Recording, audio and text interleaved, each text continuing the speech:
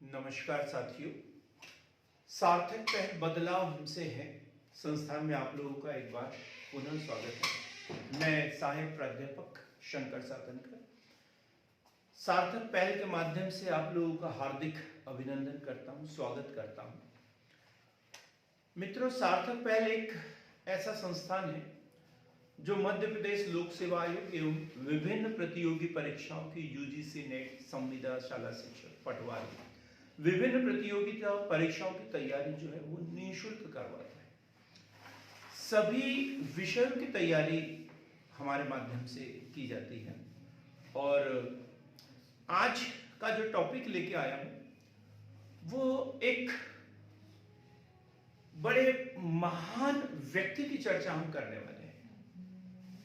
Bharat Ratna doctor Bhimrao Ambedkar, जो एक राजनीतिक विचारक, सामाजिक विचारक, भारत के नव निर्माण में महत्वपूर्ण भूमिका निभाने वाले एक ऐसे शख्स की हम चर्चा करने वाले हैं। अंबेडकर होने का मतलब सिर्फ इतना है, अंबेडकर होने का मतलब सिर्फ इतना है, लाखों करोड़ों लोगों की भीड़ के सामने अकेले खड़े हो जाना, अकेले खड़े हो जाना। वो शख्स ये मानते थे कि वे इतिहास नहीं बना सकते, वे इतिहास नहीं बना सकते जो इतिहास को भूल जाते हैं। जी हां मित्रों, ये उक्ति उस समय उन्होंने कही थी और आज भी 100% एकदम सत्य है कि वो इतिहास नहीं बना सकते जो इतिहास को भूल जाते हैं। ये उनकी कही हुई बात आज भी हमें प्रेरणा देती है कि उनके संघर्षों को, उनके त्याग को, उनके बलिदानों को हम याद करें और अपने आप में सुधार करें। उनका एक कथन जो हर सामाजिक संगठन के लिए महत्वपूर्ण है, हर परिवार को एक दूसरे से जोड़ने के लिए बहुत जरूरी है, वो है शिक्षित बनो, संगठित बनो, उत्तेजित बनो। यदि हम डॉक्टर भीमराव अंबेडकर की बात करें तो आज के लेक्चर में हम उनके जन्म से लेकर आज तक उनके विचारों की एक एक बात को जो है डिटेल में पढ़ने वाले हैं। जब भी हम किसी सामाजिक विचारक को पढ़ते हैं तो वहां विरोधाभास जैसी स्थिति उत्पन्न होती है। तो मित्रों, हम डॉक्टर भीमराव अंबेडकर को, भारत रत्न डॉक्टर भीमराव अंबेडकर को सिर्फ और सिर्फ एक अध्ययन की दृष्टिकोण से देखें। उनके विषय में ज्यादा तर्क वितर्क जो है इस लेक्चर के माध्यम से न करें। हमने जो जानकारी ली है वो विभिन्न माध्यमों से, किताबों से, यूट्यूब चैनल से, गूगल से, इधर उधर से उठाई है। हमारे व्यक्तिगत विचार इसमें बिल्कुल भी नहीं है। हम इस चैनल के माध्यम से वही चर्चा करते हैं जो डाटा हमें मिलता है। तो यदि हमसे इसमें कोई बात ऐसी बोली जाती तो उसे अन्यथा बिल्कुल भी न ले, बल्कि एक भाई की मदद करे, सहयोग करे, जो इतनी बातें आप लोगों से शेयर कर रहा है और अन्य लोगों तक भी इसे पहुंचाने का कष्ट करे, ताकि मेरा जो प्रयास है वो सफल हो जाए और जो हमारा सार्थक पहल का जो एक उद्देश्य है कि हम गरीब बच्चों की या ऐसे बच्चों की जो किसी कारणवश जो है एमपीपीएससी की तैयारी किसी कोचिंग संस्थान में या इधर उधर जाकर नहीं कर सकते हैं, उनकी तैयारी हम यहाँ से निःशुल्क करवाते हैं। तो हमारे चैनल को शुरू से, हमारे इस वीडियो को शुरू से अंत तक अवश्य देखें, स्किप ना करें। हो सकता है कोई महत्वपूर्ण बात जो आपके जीवन में परिवर्तन ला सकती हो, ऐसी कोई बात छूट जाए तो बिल्कुल हमारे चैनल इस वीडियो को शुरू से अंत तक देखने की कृपा करें। हम सबसे पहले एक सामान्य परिचय पढ़ते हैं सामान्य परिचय, और इसमें हम चर्चा करेंगे उनके जन्म की, उनके परिवार की। तो सामान्य परिचय की यदि हम बात करें तो जन्म 14 अप्रैल 1891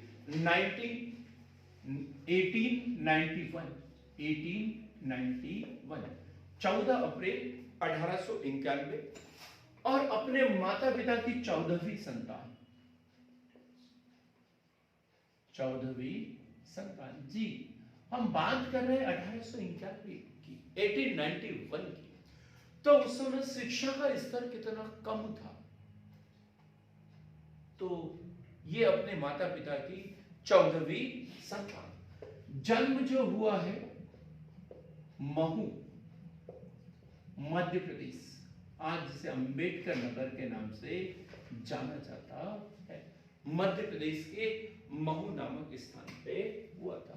यदि हम इनका पूरा नाम देखें, पूरा नाम तो भीमराव रामजी अंबेडकर, भीमराव रामजी अंबेडकर, भीमराव रामजी अंबेडकर। जो मूल निवास है इनका, मूल निवास वह रत्नागिरी, महाराष्ट्र के रत्नागिरी के रहने वाले थे। लेकिन चूंकि इनके पिताजी जो थे वो सेना में सूबेदार थे और उनकी पोस्टिंग महू में थी, तो वहीं पर उनका जन्म हुआ था। जन्म के 3 वर्षों बाद, जन्म के 3 वर्षों बाद, जन्म के 3 वर्षों बाद पिता रामजी सकपाल सेवानिवृत्त हो गए। पिता रामजी सकपाल सेवा निवृत्त हो गए और अपने परिवार के साथ में फिर जो है जहां से आए थे, कहां से, रत्नागिरी जिले में जहां से आए थे वहीं पर रहने के लिए चले गए। तो यदि हम बात करें वर्तमान समय में जो पेंशन, ये वो ढेर सारी सुविधाएं मिलती है सेवानिवृत्ति के पश्चात, उस समय अंग्रेजों का शासन था, उतनी सुविधाएं जो है वो नहीं मिल पाती थी। पिता का नाम रामजी सकपाल, पिता का नाम रामजी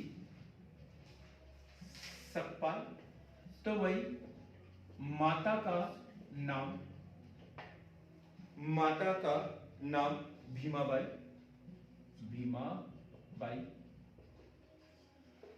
इनका जो गांव का नाम है जहां के ये मूल निवासी थे, अंबा दावेकर, गांव का नाम अंबा दावेकर, और सेवानिवृत्ति के बाद सेवानिवृत्त हो गए और कहां चले गए, सतारा। सेवानिवृत्ति के बाद वो, उनके पिताजी जो है वो सतारा चले गए थे। यदि हम डॉक्टर भीमराव अंबेडकर जी की बात करें तो उनके नाना जी जो थे वो सूबेदार थे, और नाना जी के परिवार के जितने भी लोग थे वो सब सूबेदार थे। उनके नाना के जो 6 भाई थे वो भी सेना में सूबेदार या ऐसे उच्च पदों पर नियुक्त थे। जो सैनिक परिवार था उनकी उस समय की अनिवार्य था सैनिक परिवारों के लिए कि उनके परिवार के सभी लोग पढ़े लिखे हो, चाहे महिला हो या पुरुष हो, बच्चे हो, सब पढ़े लिखे होना चाहिए। तो इसी कारण जो रामजी सकपाल थे, इनकी पत्नी भी पढ़ी लिखी थी और इनके परिवार के अन्य लोग भी जो थे वो पढ़े लिखे थे। अब हम शिक्षा की बात करें, शिक्षा तो प्रारंभिक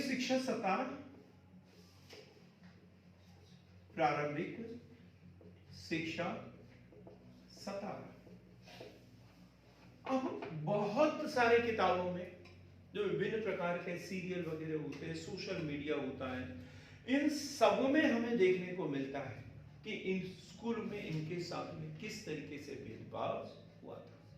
एडमिशन होने में दिक्कत, क्योंकि पिता जो थे वो सेना के सूबेदार थे, तो इसलिए उनको प्रवेश तो मिल गया, लेकिन वह कक्षा में भेदभाव उनके साथ में। ये जब क्लास के अंदर जाते थे तो बच्चे पूरे बाहर आ जाते थे। यहां तक के कि जो शिक्षक थे वो भी सबसे पीछे इनको बैठाते थे, और कई बार तो हमें ये भी उदाहरण देखने को मिलता है कि सही जवाब इनके पास में होने के बावजूद कभी शिक्षक इनसे पूछते ही नहीं थे। इनकी एक आत्मकथा है, आत्मकथा, waiting for A visa, waiting for A visa. महत्वपूर्ण क्वेश्चन, कई बार एग्जाम में पूछा गया है। इनकी जो आत्मकथा है वेटिंग फॉर ए वीजा, उससे भी हमने कई अंश इसमें लिए हुए हैं, जो कि उन्होंने 1935-36 में लिखी थी। वेटिंग फॉर ए वीजा 1935-36 में लिखी, 1935-36 में लिखी है। और ये देखो, ये बड़ी ताज्जुब की बात है कि ये कोलंबिया विश्वविद्यालय में, यूनिवर्सिटी में एक टेक्स्ट बुक के रूप में उपयोग की जाती है। कोलंबिया यूनिवर्सिटी में टेक्स्ट बुक के रूप में इसे पढ़ाया जाता है। कौन सी?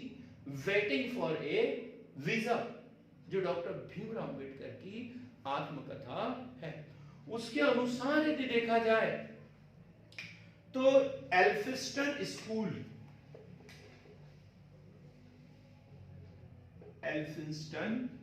स्कूल में इन्होंने पढ़ाई की, बॉम्बे में, जब वहां सतारा में और उसके बाद में बॉम्बे में। तो इस स्कूल से 10वीं पास करने वाले पहले व्यक्ति अपने समाज के, 10वीं पास करने वाले पहले व्यक्ति। इंटर पास किया एल्फिंस्टन से, और एल्फिंस्टन कॉलेज से ही उन्होंने बीए किया। और ऐसा करने वाले ये अपने समाज के पहले व्यक्ति हैं। तो बीए जो है, बीए एल्फिंस्टन कॉलेज, लेकिन बॉम्बे यूनिवर्सिटी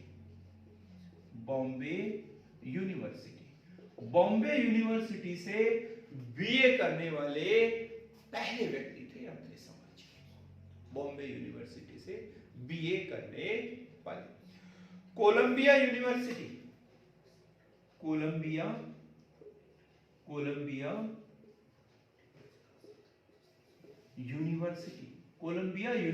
की हम बात करें तो ये न्यूयॉर्क में है, न्यूयॉर्क अमेरिका में।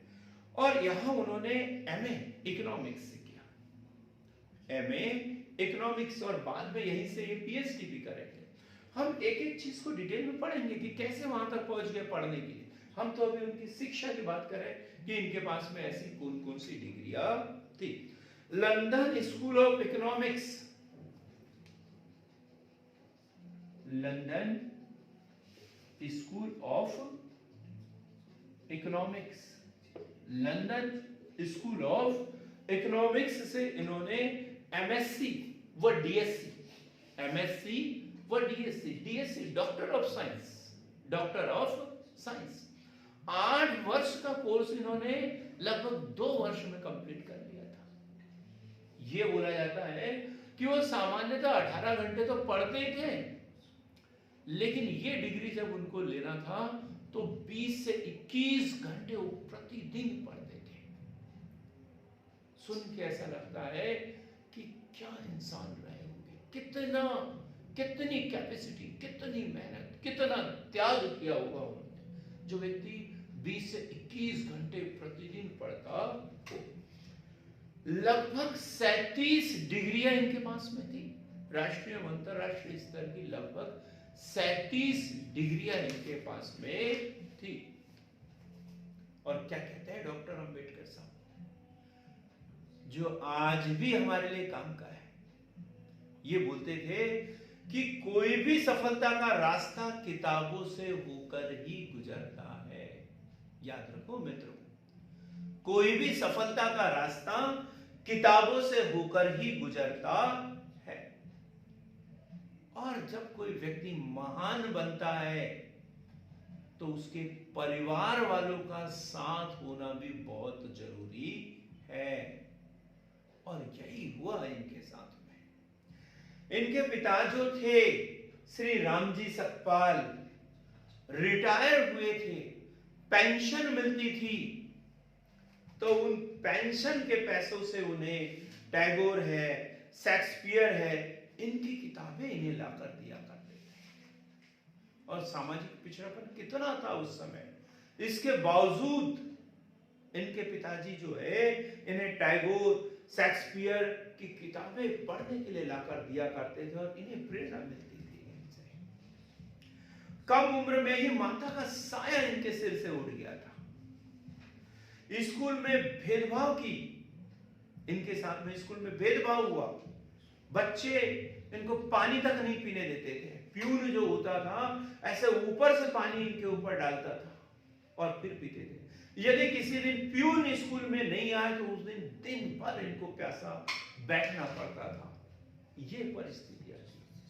कभी कभी क्लास के बाहर इनको बैठा दिया जाता था दिन भर, कोई बात नहीं करता, कोई कलम पेन इनको छूता नहीं, इनको दिखाता नहीं। ये तकलीफें इनको झेलना पड़ती थी। मासूम बच्चा जब इनके साथ में ऐसा व्यवहार हुआ तो सीधे दौड़ते हुए घर आए और उनके पिताजी को बोला कि मेरे साथ तो ऐसा ऐसा होता है वहां पर। तो उन्होंने बोला कि बेटा यही बदलने के लिए तो तुम्हें पढ़ना है, यही तो बदलना है तुम्हें। तुम्हारा जन्म इसी के लिए हुआ है कि तुम ऐसे कुरीतियों को, अंधविश्वास को बदल सको। क्योंकि वो बोलते हैं बड़ी अच्छी बात है, परिस्थितियां इंसान को बदलती है, परिस्थितियां इंसान को बदलती है और उसके चरित्र का निर्माण करती है। तो ऐसी ही जो बाल मन की प्रवृत्तियां जो इनको, इनके मन को, इनके मस्तिष्क को इतना बुलंद कर दिया परिस्थितियों ने कि ठोकरें ही इंसान को लड़ना सिखाती है। तो ये इनका आत्मविश्वास बचपन से इतना मजबूत होते चला गया कि फिर कोई भी ठोकर इनको पीछे का रास्ता नहीं दिखा सके। संस्कृत पढ़ने से रोका गया इनको, बड़ी इच्छा थी कि संस्कृत पढ़ेंगे, मजबूरी में इन्हें फारसी पढ़ना पड़ा, मजबूरी में इन्हें फारसी पढ़ना पड़ा। लाइब्रेरी जाते थे पर वहां पर भी भेदभाव इनके साथ होता था।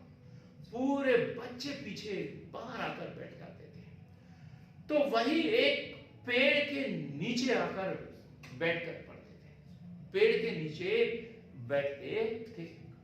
और वहीं पर एक शिक्षक थे, दादा कैलुस्कर, एक समाज सुधारक थे। उनका वास्तविक नाम था कृष्ण अर्जुन, लेकिन उन्हें दादा कैलुस्कर के नाम से जाना जाता था। और जहां ये पेड़ के नीचे बैठे थे तो आते जाते इनको देखते और फिर बोलते, यार ये लड़का तो हर दिन पढ़ते रहता है, हर दिन पढ़ते रहता है, क्या बात है, इनसे बात की जाए।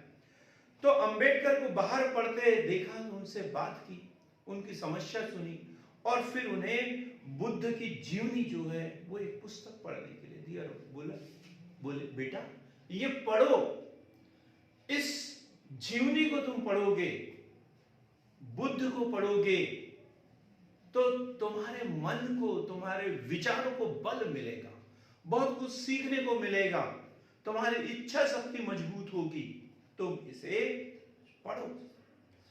और जब डॉक्टर भीमराव अंबेडकर ने उनसे अपनी परेशानियां बताई तो वो उन्हें बड़ौदा नरेश गायकवाड़ जी के पास ले गए और बोला कि वहां जाने से शायद तुम्हारी समस्या का समाधान हो जाए। तो वो उन्हें 1913 ईस्वी में सयाजीराव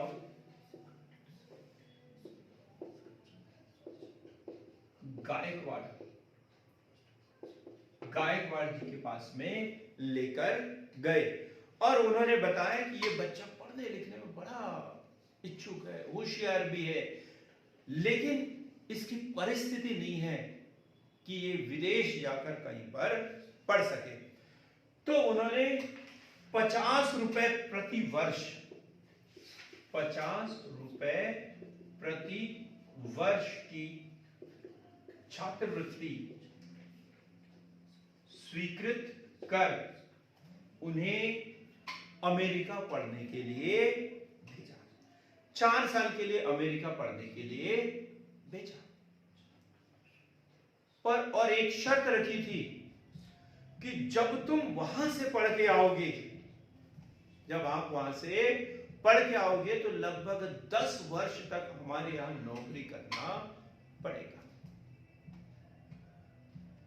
और इन्होंने स्वीकार भी किया।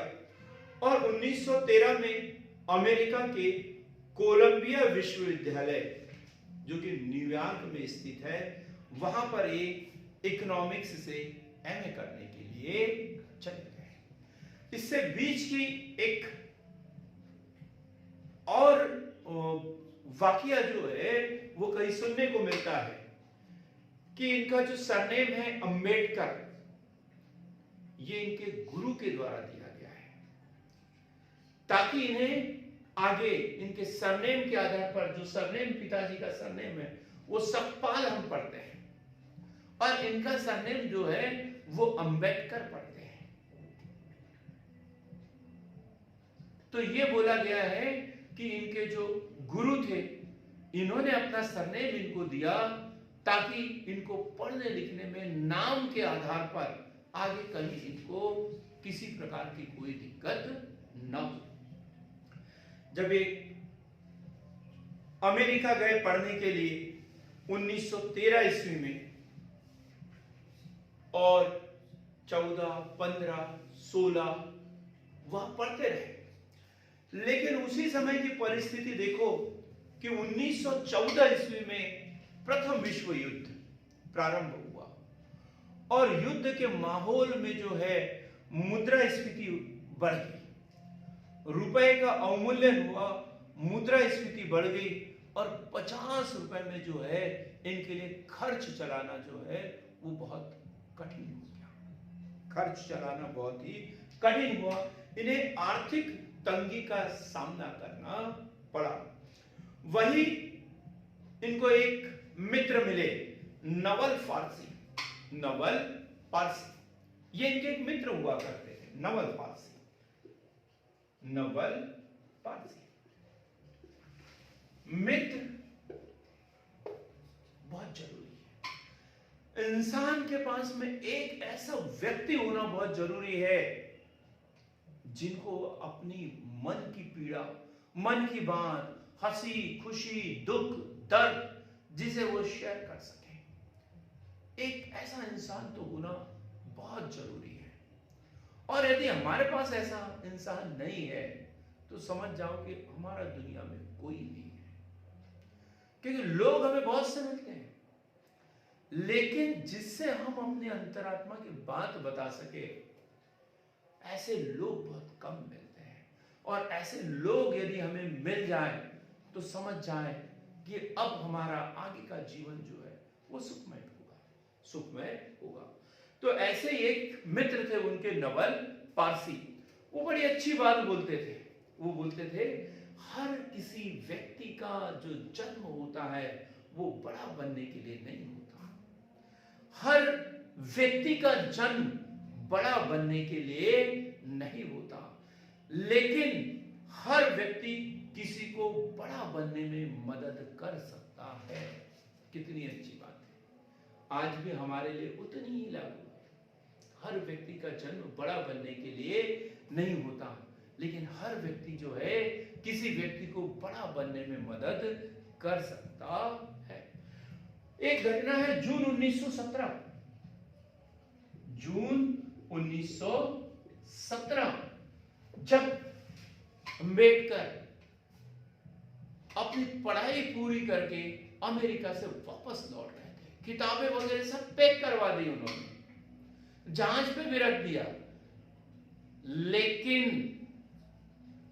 उनको जगह नहीं मिली वहां पर और वो उस जहाज में नहीं बैठे, सिर्फ सामान ही था और जहाज डूब गया।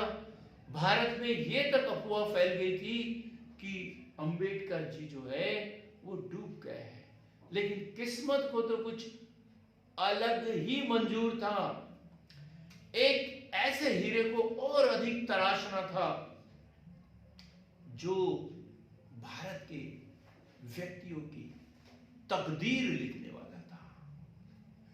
तो जून 1917 के बाद वो गायकवाड़ जी के पास वापस आए और उन्होंने जो शर्त रखी थी उसके अनुसार इन्हें सचिव का पद जो है, सैन्य सचिव का पद इन्हें दिया। अब परिस्थितियां देखो, पद तो बहुत बड़ा दिया था, लेकिन जिस ऑफिस में काम करते थे, जिस दफ्तर में काम करते थे, उस दफ्तर का प्यून भी जो है इनके सामने जो फाइल है मुंह पे फेंक के चला जाता था, पानी तक नहीं नसीब होता था इनको, इतनी परिस्थितियां खराब। कमरा नहीं मिला रहने के लिए, दिन भर इधर उधर भटकते रहे, लेकिन उस शहर में एक कमरा तक नहीं मिला रहने के लिए। यह भी बोला जाता है कि पारसी मोहल्ले में कमरा ले लिया इन्होंने। जब इनकी हकीकत खुली तो कुछ दूसरी दिक्कतों का भी इन्हें सामना करना पड़ा। शिकायत जब उन्होंने महाराजा से की तो उनका व्यवहार देखकर उनको ऐसा लगा कि नहीं, महाराज भी जो है अब उनकी भी इच्छा शक्ति थोड़ी सी क्षीण होते जा रही है कि मैं वहां पर काम करूं, और इन्होंने मजबूरी में जो है वो नौकरी भी छोड़ दी। 1918 में पुनः मुंबई पहुंचे, मुंबई, और उन्होंने सोचा कि मैं किस्मत आजमाता और पढ़ाता, कॉलेज में पढ़ाता।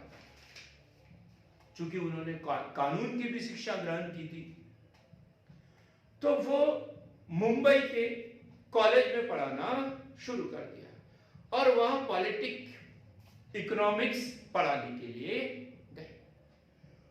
दूसरे लोगों ने बोला कि बड़ा, जो दूसरे प्रोफेसर थे कॉलेज के, उन्होंने बोला कि बहुत अच्छा लड़का है, अमेरिका से पढ़ के आया है, सुन तो लो कम से कम क्या बोलना चाहता है, सुन तो लो कम से कम क्या बोलना चाहता है। जब स्टूडेंट को पता चला कि ये तो महान जाति के हैं, अछूत है, निम्न जाति के हैं, तो बच्चों ने पढ़ने से मना कर दिया। जब बच्चे शिकायत करने के लिए प्रिंसिपल महोदय के पास में गए तो उन्होंने बोला, बेटा कोई बात नहीं, ज्ञान है, अमेरिका से पढ़ के आया है, हो सकता है तुम्हें ऐसा कुछ मिल जाए जो हम देने में सक्षम ना हो, पढ़ के तो देखो, 2 दिन 3 दिन 4 दिन 5 दिन, फिर भी समझ नहीं आया तो निकाल देंगे, कोई बड़ी बात नहीं। और बच्चे जब उनसे पढ़ने लगे तो कुछ ही समय में वो बच्चों के चहेते प्रोफेसर बन गए। ये बात बच्चे तो समझ गए, शायद उस कॉलेज के जो प्रोफेसर जो उनके साथ में पढ़ाते थे उनको समझ में नहीं आए कि ज्ञान की कदर कैसे की जाती है। 1920 में वो कोल्हापुर पहुंचे, 1920 में कोल्हापुर पहुंचे और कोल्हापुर में साहू जी महाराज उस समय वहां पर भी कुछ भेदभाव उनके साथ में भी हो रहा था, उनके साथ भी भेदभाव हो रहा था, और वो चाहते थे कि कुछ ऐसा करे जो भेदभाव के विरोध में कोई लहर चले। और उन्होंने बोला कि मैं तुम्हें पैसे दूंगा, तुम इतने पढ़े लिखे हो तो अकेले कितना भी लोगों को समझाओ, लोगों की समझ में नहीं आएगा, और लोगों में जागृति लाने का एक माध्यम है समाचार पत्र, मीडिया। तो तुम कुछ पत्रिकाएं लिखो, पत्र लिखो, समाचार पत्र लिखो, उनको लिखवाने में जो खर्च आएगा मैं वहन करूंगा, लेकिन तुम ऐसा कुछ लिखो जो लोगों को जागरूक करे। और उन्होंने लिखने के लिए प्रेरित किया और उन्होंने पहला साप्ताहिक समाचार पत्र निकाला, मूक नायक। मूक नायक डॉक्टर भीमराव अंबेडकर द्वारा प्रकाशित पहला साप्ताहिक समाचार पत्र मूक नायक। क्या नाम बताया? मूक नायक। उसी समय हम बात करते हैं 1922 ईस्वी की एक घटना।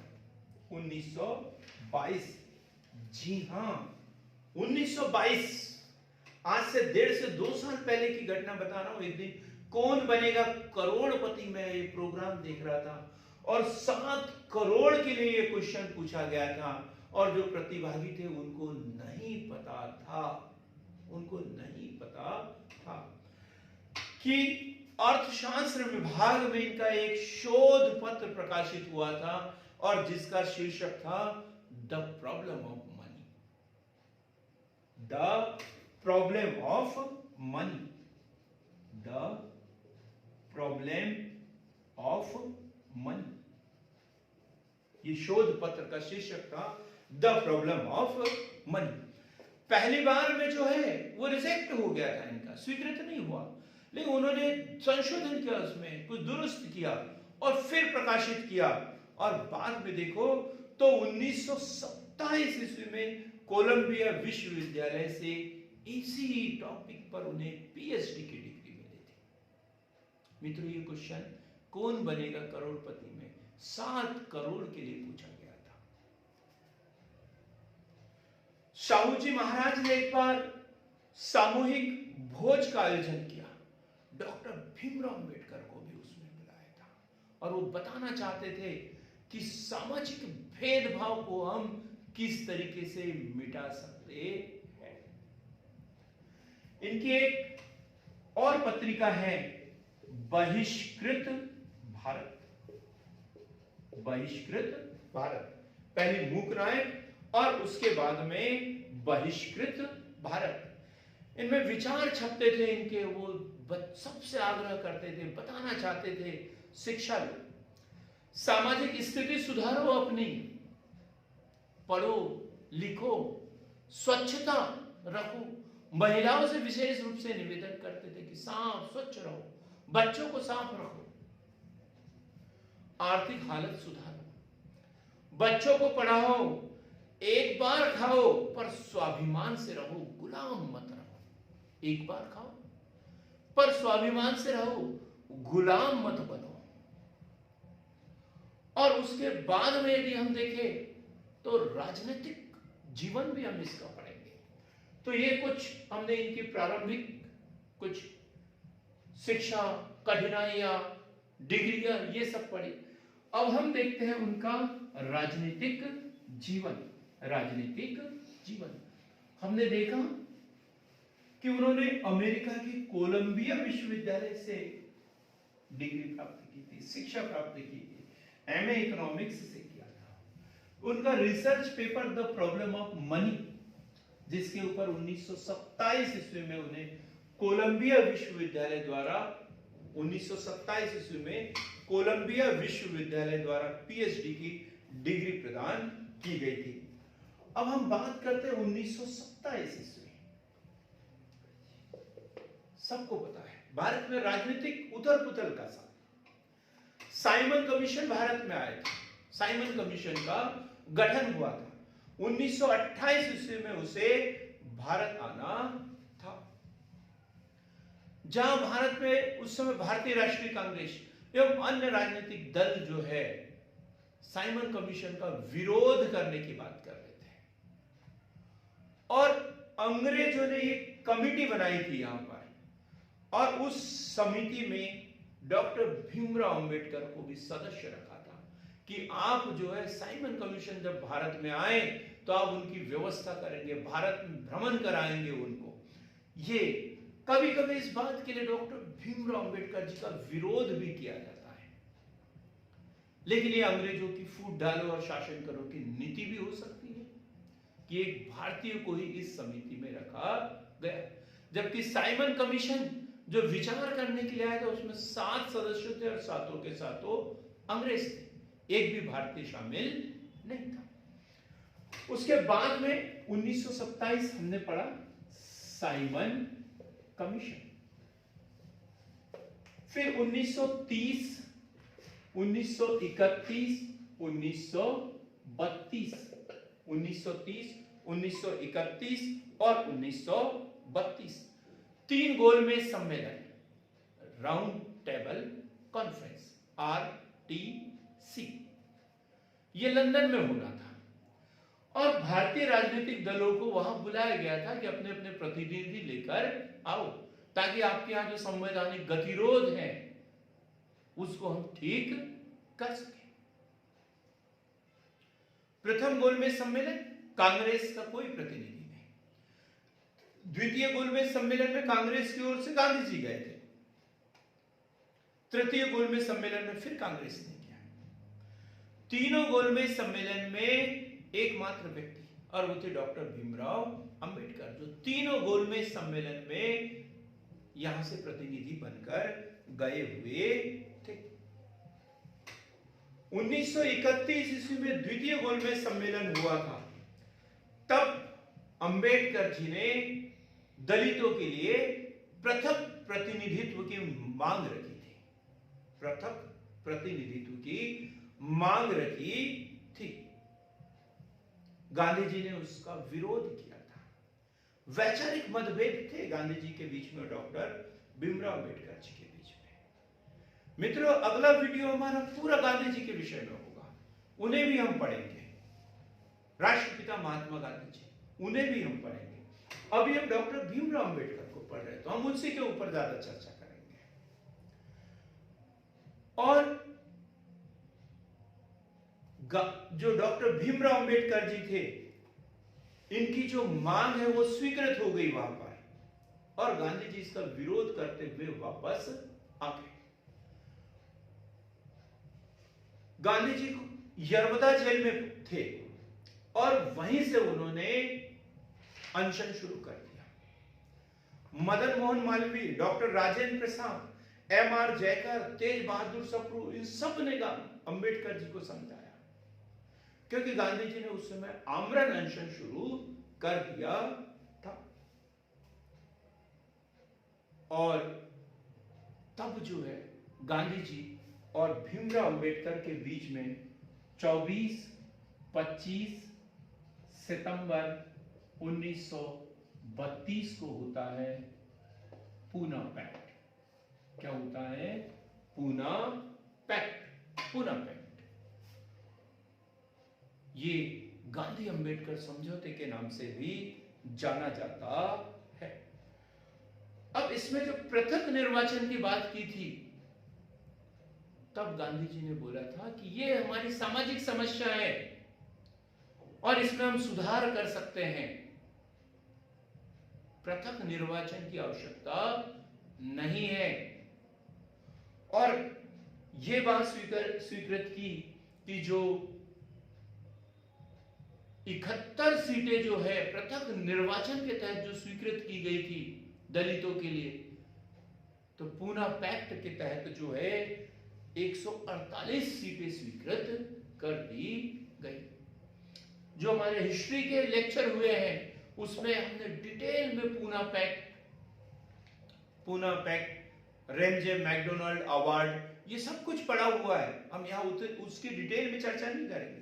यदि इसको डिटेल में पढ़ना है तो हमारा वीडियो देखें, पूना पैक्ट वाला। डिटेल में हमने एक एक बातें उसके ऊपर चर्चा की हुई है। तो 148 सीटें जो है वो स्वीकृत की गई, आरक्षित जो है वो की गई। एक क्रिस्टोफ जाफरे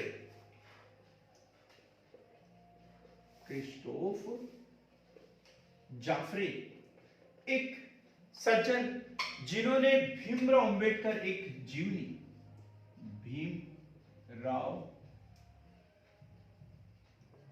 अंबेडकर एक जीवनी जो इंग्लिश में लिखा हुआ है उसका अनुवाद योगेंद्र दत्त ने हिंदी में किया। अनुवाद जो है योगेंद्र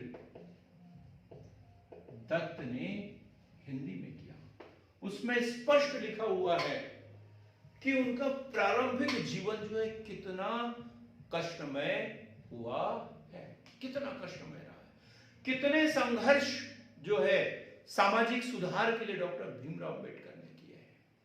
हम अभी राजनीतिक जीवन पढ़ रहे हैं, हम देखते हैं भारत छोड़ो आंदोलन 1942 में गांधी जी के नेतृत्व में चलाया गया था। डॉक्टर भीमराव अंबेडकर उस समय विरोध कर रहे थे, बोल रहे थे कि ऐसी परिस्थितियां ही नहीं है भारत में कि इतना बड़ा जन आंदोलन चलाया जा सके। जब 1946 में चुनाव हुए 11 प्रांतों में, तब डॉक्टर भीमराव अंबेडकर ने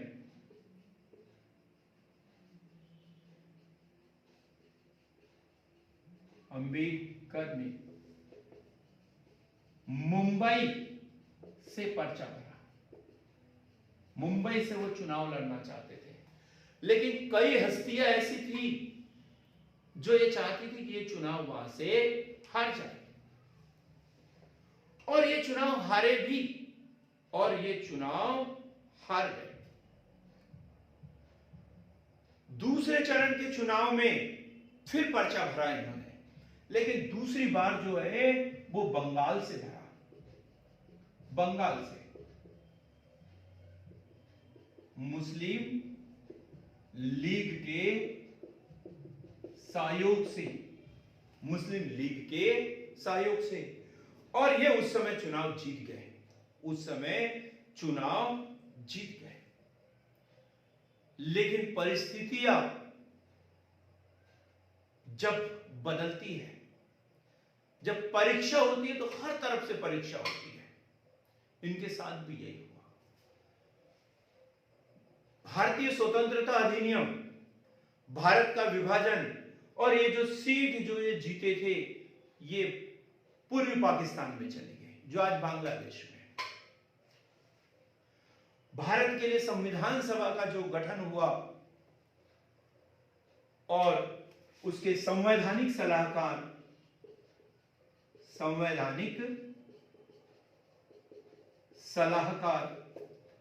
डॉक्टर बी.एन. राव,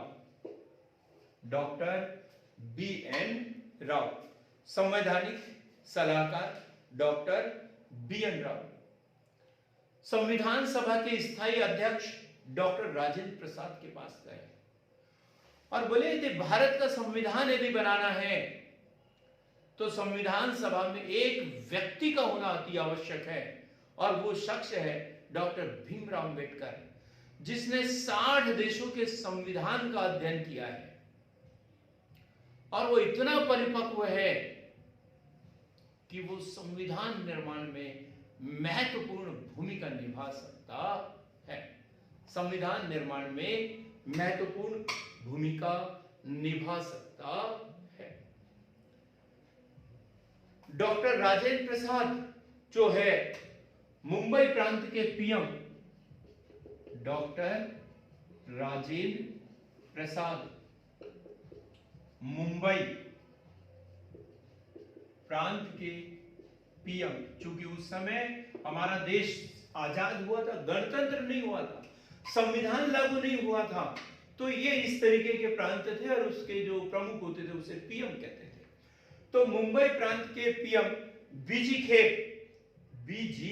खैर के पास गए, बीजी खेर के पास गए, और उनको बोला कि मुंबई प्रांत से इनको एक सीट देना है, किसी भी तरीके से सीट देना है। और उन्होंने एम.आर.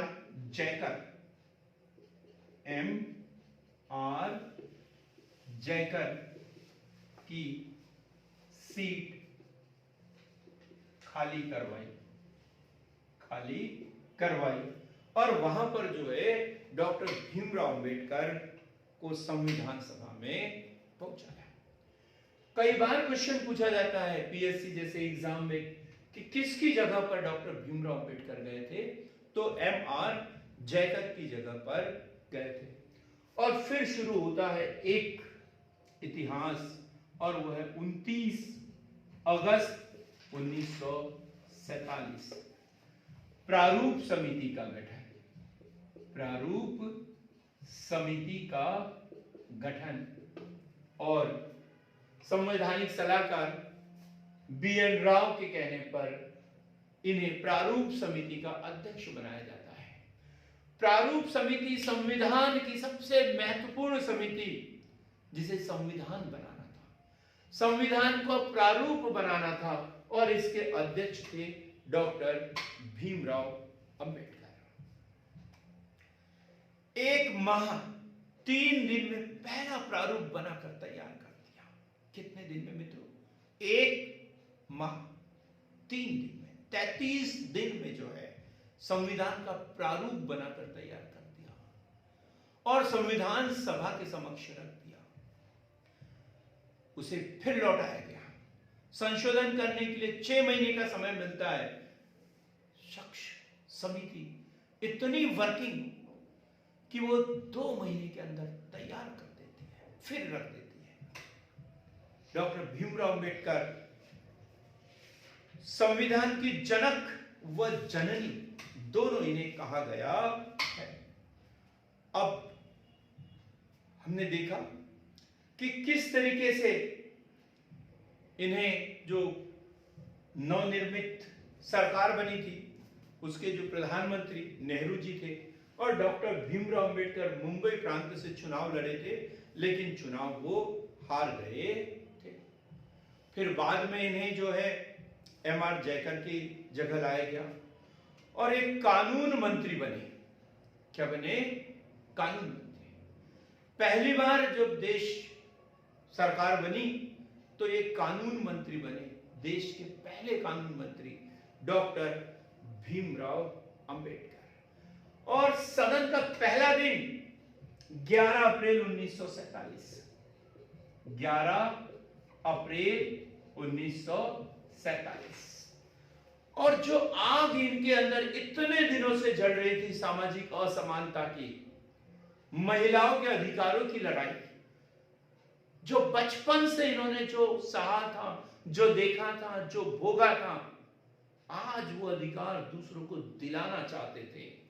और पहले दिन वो लेके आए Hindu code bill. Hindu code bill कब? 11 अप्रैल 1947। लेकिन पारित नहीं हुआ। क्या गुजरी होगी? 14 अप्रैल 1891 से जो दिल में आग लगी थी जन्म से कि मुझे इस आर्थिक सामाजिक असमानता को खत्म करना है, समानता लाना है, और जब वही प्रस्ताव लेकर गए तो वो पहले दिन जो है अस्वीकृत हो गया। इन्होंने इस्तीफा दे दिया। इन्होंने इस्तीफा दे दिया।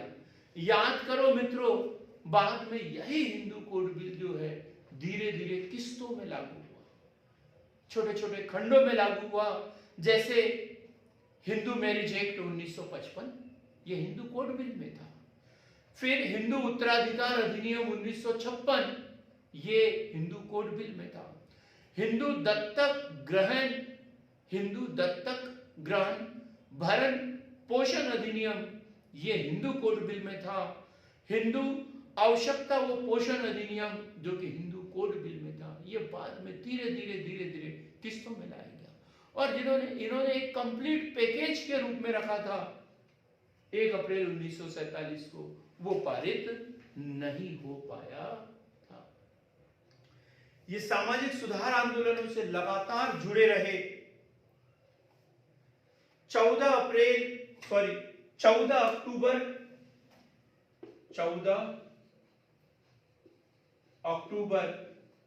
1956 को इन्होंने नागपुर की चैत्य भूमि में 5 लाख लोगों के साथ धर्म परिवर्तन कर दिया। 5 लाख लोगों के साथ में धर्म परिवर्तन कर दिया और इन्होंने बौद्ध धर्म ग्रहण कर लिया। मित्रों, 1924 की एक घटना है और उस समय उन्होंने सिंह गर्जना करते हुए कहा था कि हिंदू धर्म में मैंने जन्म लिया है क्योंकि ये मेरे बस में नहीं है। जन्म लेना किसी के बस में नहीं है, परंतु मैं हिंदू होकर मरूंगा नहीं, ये उनका कथन था। अंबेडकर जी जीवन भर कहते रहे कि धर्म मनुष्य के लिए है, ना कि मनुष्य धर्म के लिए। क्या कहते थे? धर्म मनुष्य के लिए है, ना कि मनुष्य धर्म के लिए। यदि हम उनके पारिवारिक जीवन की बात करें तो 1906 ईस्वी में उन्होंने रमाबाई से विवाह कर लिया था। सामाजिक स्थिति ऐसी थी। 91 में जन्म और 6 में विवाह। कितनी? 15 वर्ष की आयु में इनका विवाह। 5 पुत्र थे, लेकिन जब वे संघर्ष कर रहे थे, पढ़ाई कर रहे थे, तब एक एक करके इनके पुत्रों की मृत्यु हो गई। एकमात्र पुत्र यशवंत राव जीवित बचे थे। 1935 ईस्वी में रमाबाई की भी मृत्यु हो गई। 1935 ईस्वी में रमाबाई की भी मृत्यु हो गई और ये जीवन भर आगे यही सोचते रहे कि अब मैं दूसरा विवाह नहीं करूंगा, दूसरा विवाह नहीं करूंगा। हम बात कर रहे हैं 1947-48 की, जब इनका स्वास्थ्य जो है वो खराब रहने लग गया था, बीमार होने लग गए थे, हॉस्पिटल में भर्ती होते थे। मुंबई के एक हॉस्पिटल में भर्ती थे और वहां पर सविता कबीर नाम की एक डॉक्टर थी जो कि समाज सेविका भी थी, डॉक्टर भी थी, और उनसे इन्होंने विवाह कर लिया।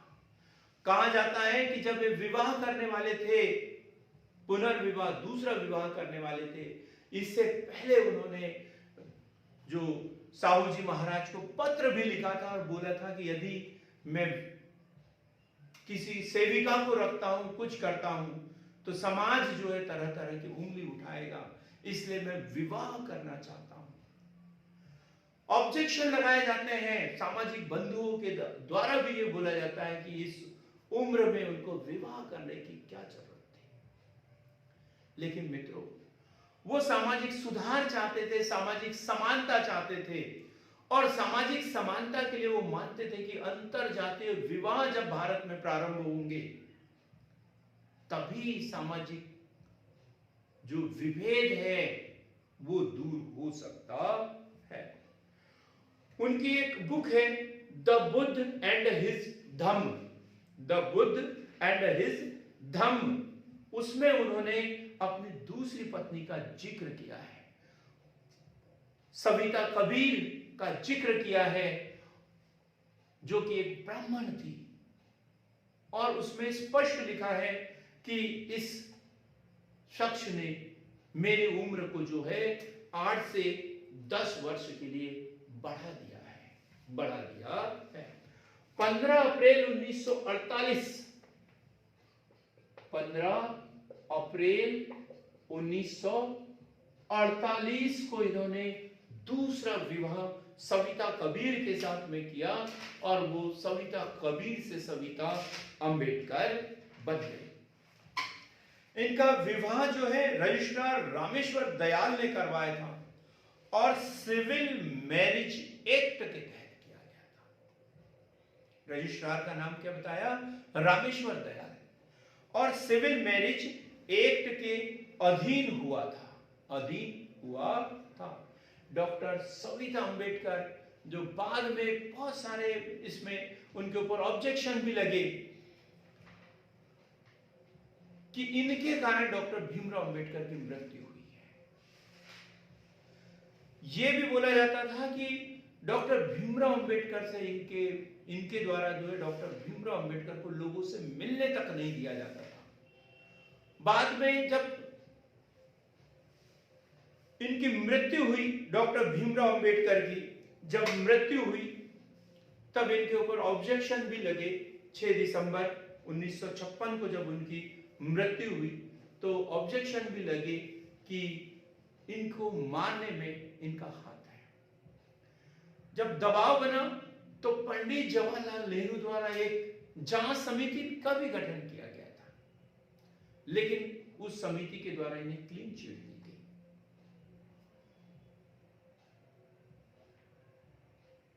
29 मई 2003 ईस्वी में सविता अंबेडकर की मुंबई में मृत्यु हुई।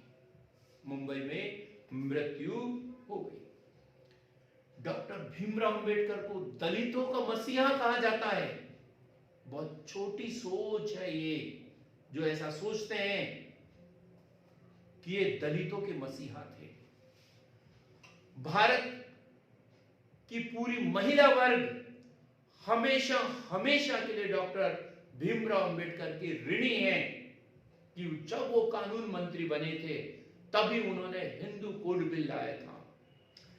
ये जो सविता अंबेडकर है वो खुद स्वीकार करती थी कि भारत में सामाजिक असमानता है, और डॉक्टर भीमराव अंबेडकर के जितने भी सामाजिक सुधार कार्यक्रम चलाए जा रहे थे, सविता अंबेडकर उसमें कंधे से कंधा मिलाकर चल रही थी।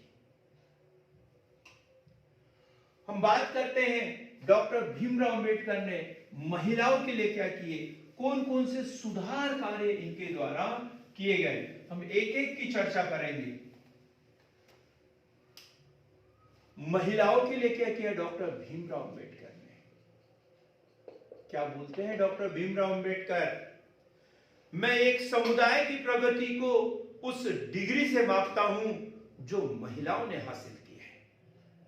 मैं एक समुदाय की प्रगति को उस डिग्री से मापता हूं जो महिलाओं ने हासिल की है। संपत्ति के अधिकार की उन्होंने बात की थी, हिंदू उत्तराधिकार अधिनियम, जिसमें महिलाओं को संपत्ति में अधिकार मिलना चाहिए। प्रसूति अवकाश की बात उन्होंने महिलाओं के लिए की थी। समान कार्य के लिए समान वेतन की बात उन्होंने की है। वोट देने का अधिकार उन्होंने महिलाओं को दिलाया है।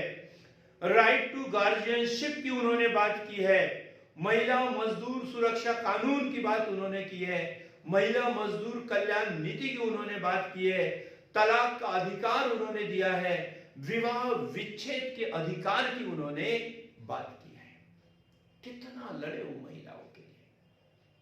जब हमारे संविधान का ढांचा बन रहा था, प्रारूप बन रहा था, तो मौलिक अधिकारों के अंतर्गत, नीति निर्देशक तत्वों के अंतर्गत ये सारे जो उनके सिद्धांत है वो लिखे हैं। आज भी हम संविधान में इसे देख सकते हैं। कर्मचारियों के लिए क्या किया? कर्मचारी तो कर्मचारी होता है, वो दलित नहीं होता, वो हिंदू नहीं होता, वो अन्य किसी धर्म का नहीं होता। कर्मचारी तो कर्मचारी होता है। कर्मचारियों के लिए उन्होंने क्या किया? काम के घंटों का निर्धारण कि इतने घंटे काम करेगा, सप्ताह में एक दिन की छुट्टी,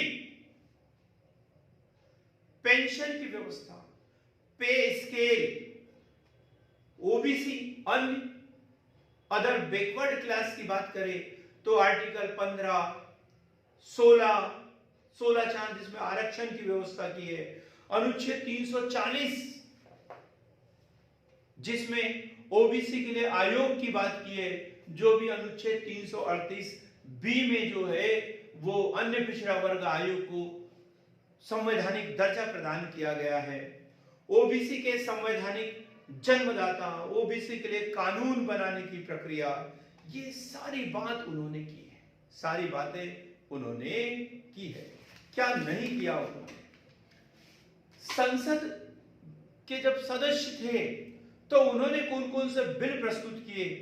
तो हिंदू कोड बिल वो लेके आए, मजदूर वेतन बिल लेके आए, पेंशन बिल लेके आए हैं, जन प्रतिनिधि बिल वो लेकर आए हैं। कई संगठनों की स्थापना उन्होंने की है।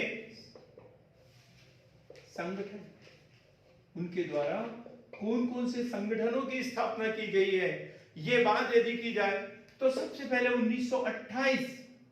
1928 depressed Class Education Society, Depressed Class Education Society 1928 education की बात, चाहे दलित हो, महिला हो या कोई भी हो, शिक्षा का अपना एक महत्व है। बड़े अच्छे से बोलते थे, शिक्षा शेरनी का वो दूध है जो पिएगा वो दहाड़ेगा, जो पिएगा वो दहाड़ेगा। People's Education Society 1945, People's Education Society, People's Education Society, Depressed class,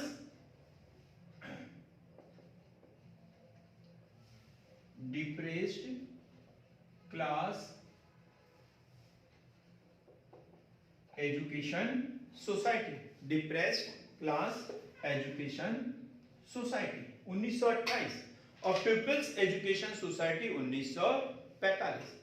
Siddharth College education 1946, Milind College Aurangabad 1950, ऐसी संस्थाओं का उन्होंने गठन किया। कुछ राजनीतिक संगठन भी उन्होंने बनाए हैं। Schedule class federation, schedule caste federation 19 जुलाई 1942, 19 जुलाई 1942 शेड्यूल कास्ट फेडरेशन। स्वतंत्र मजदूर पार्टी, स्वतंत्र मजदूर पार्टी, स्वतंत्र मजदूर party 1936, 1936। Republic party of India,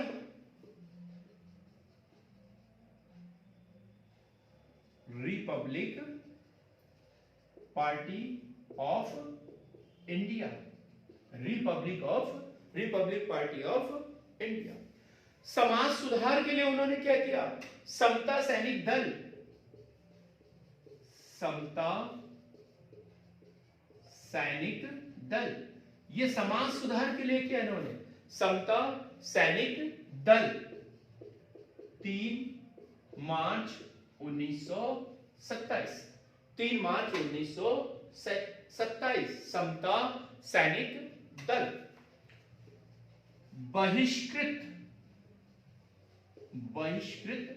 हितकारिणी सभा, बहिष्कृत हितकारिणी सभा 20 जुलाई 1924, 20 जुलाई 1924, 20 जुलाई 1924।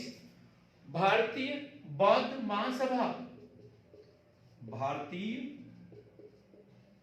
बौद्ध महासभा, भारतीय बौद्ध महासभा 1955, भारतीय बौद्ध महासभा 1955। कुछ आर्थिक विचार देखिए, अर्थशास्त्री थे, एमए इकोनॉमिक्स में किया था इन्होंने। द प्रॉब्लम ऑफ रूपी, ये इनकी थीसिस का, पीएचडी का टॉपिक था, जो कोलंबिया यूनिवर्सिटी न्यूयॉर्क से किया था। एक अर्थशास्त्री थे और इसी के आधार पर द प्रॉब्लम ऑफ रूपी, जिसके ऊपर 1927 में पीएचडी की डिग्री मिली और बाद में इसी कॉन्सेप्ट के आधार पर 1935 में आरबीआई की स्थापना हुई। 1935 में रिजर्व बैंक ऑफ इंडिया, भारतीय रिजर्व बैंक का गठन हुआ। कृषि में सहकारी खेती के द्वारा पैदावार बढ़ाना, ये बात करते थे, सहकारी कृषि। उनके बहुत से शोध जो है ग्रंथ प्रकाशित हुए और उसी के आधार पर भारत का जो संविधान है, अनुच्छेद 280 के तहत जो है वित्त आयोग का गठन किया जाता है। यह अनुशंसा उनके शोध पत्रों में की गई थी। 1944 में उन्होंने केंद्रीय जल मार्ग तथा सिंचाई आयोग के लिए प्रस्ताव तैयार किया था। जल मार्ग तथा सिंचाई आयोग के प्रस्ताव को उन्होंने तैयार कर लिया था 4 अप्रैल 1945 को, और वायसराय के द्वारा अनुमोदित भी कर दिया गया था, स्वीकृत भी कर दिया गया था। इनकी जो बौद्धिक क्षमता यहां रुकी नहीं है। किताबें लिखी इन्होंने, कास्ट इन इंडिया, इनकी जो बुक है caste in India, who are the Shudras, दूसरी book who are the Shudras, the Buddha and its Dharma, the Buddha and its Dharma, religions in Hinduism, religions in Hinduism, the problem of rupees, its origin and its solution, the problem of rupees, its origin and its solution, Pakistan and partition of India, एक book इनकी, Pakistan and partition of India. ये question कभी exam में पूछा जाता है तो लोग मोहम्मद अली जिन्ना का नाम ले लेते हैं, जबकि ये किसने लिखी है? डॉक्टर भीमराव अंबेडकर के द्वारा लिखी है। Thoughts on Pakistan, thoughts on Pakistan, ये किताबें इनके द्वारा लिखी गई। पत्र पत्रिकाओं का प्रकाशन किया क्या? जैसे मूक नायक सबसे पहली पत्रिका 31 जनवरी 1920। फिर हमने पढ़ा बहिष्कृत भारत, बहिष्कृत हितकारिणी सभा एक संगठन था, और बहिष्कृत भारत एक पत्रिका थी जो 3 अप्रैल 1927 को इनके द्वारा प्रकाशन किया था। समता जो 22 जून 1928 से प्रकाशित हुई, समता। जनता जो 24 नवंबर 1930 को प्रकाशित हुआ, और प्रबुद्ध भारत 4 फरवरी 1956 को प्रकाशित हुआ। 4 फरवरी 1956 को प्रकाशित हुआ। मित्रों, हमने डॉक्टर भीमराव अंबेडकर को पढ़ा है, बहुत कम हमने पढ़ा है। मेरी इतनी क्षमता नहीं है कि मैं इतने बड़े शख्स को 2 घंटे के अंदर, 1.5 घंटे के अंदर पढ़ा सकूं। हमने धीरे से छोटे छोटे उनके विचारों को छूने की कोशिश की है। हमारे और भी वीडियो हैं जो सामाजिक सुधार आंदोलन चलाए हैं, वो बहुत कठिन जो जीवन का संघर्ष था उसके ऊपर हमने पृथक से एक अलग वीडियो बनाया है। यदि हमारा ये वीडियो पसंद आए तो जरूर उस वीडियो को भी देखिए। अंत में मैं इतना कहूंगा कि अच्छा दिखने के लिए नहीं बल्कि अच्छा बनने के लिए जिए। मित्रों, ये डॉक्टर बाबा साहेब भीमराव अंबेडकर का कथन, संविधान निर्माता जिसे कहा जाता है डॉक्टर भीमराव अंबेडकर, बाबा साहेब अंबेडकर, उनका एक संदेश है आप लोगों के लिए, सभी लोगों के लिए, मेरे लिए, कि अच्छे दिखने के लिए नहीं बल्कि अच्छे बनने के लिए पढ़िए।